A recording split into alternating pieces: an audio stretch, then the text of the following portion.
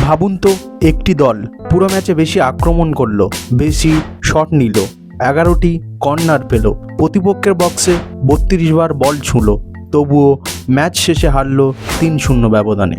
অবিশ্বাস্য হলেও ঠিক এমনটাই ঘটেছে কানাডা ও মরক্কোর বিশ্বকাপের শেষ 16 ম্যাচে। ম্যাচের শুরু থেকেই আক্রমণাত্মক ছিল কানাডা। জনাথান ডেভিড ও এস্তাকিওরা বারবার মরক্কোর রক্ষণে চাপ সৃষ্টি করেছিলেন। প্রথম 25 মিনিট মরক্কো একটিও শট নিতে পারেনি। মনে হচ্ছিল প্রথম গোলটি শুধু সময়ের অপেক্ষা, কিন্তু সেই পথের সবচেয়ে বড় বাধা হয়ে দাঁড়ান মরক্কোর গোলকিপার ইয়াসিন বনু। একের পর এক দুর্দান্ত সেভ করে তিনি কানাডাকে হতাশ করেন। যতবারই কানাডা গোলের কাছে পৌঁছেছে ততবারই দেয়ালের মতো দাঁড়িয়েছেন বনু। প্রথমার্ধ গোলশূন্য থাকলেও দ্বিতীয়ার্ধে পুরো চিত্রটাই বদলে যায়। 50তম মিনিটে একটি ফ্রি কিক থেকে আক্রমণ গড়ে তোলেন অধিনায়ক আশরাফ হাকিমি। বলটি পৌঁছে যায় আজাইদিন উনাহির কাছে। বক্সের বাইরে থেকে নেয়া তার নিচু শট জড়িয়ে যায় জালে। হঠাৎ করেই 1-0 ব্যবধানে এগিয়ে যায় মরক্কো। গোল খাওয়ার পর কানাডা আরও মরিয়া হয়ে ওঠে।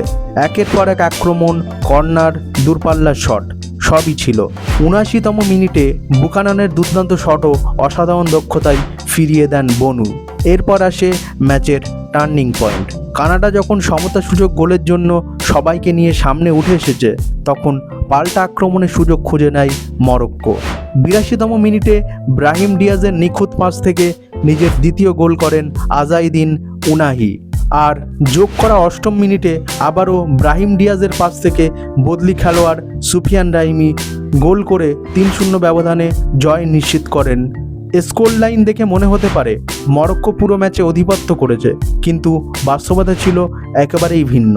মরক্কো যেখানে মাত্র 10 বার কানাডার বক্সে বল স্পর্শ করেছে, সেখানে কানাডা করেছে 32 বার। মরক্কো পেয়েছে মাত্র একটি কর্নার আর কানাডা 11টি। শটের সংখ্যাতেও এগিয়ে ছিল কানাডা। তবে ফুটবল এমনই একটি খেলা যেখানে সুযোগ তৈরি করার চেয়ে সুযোগ কাজে লাগানোই বেশি গুরুত্বপূর্ণ।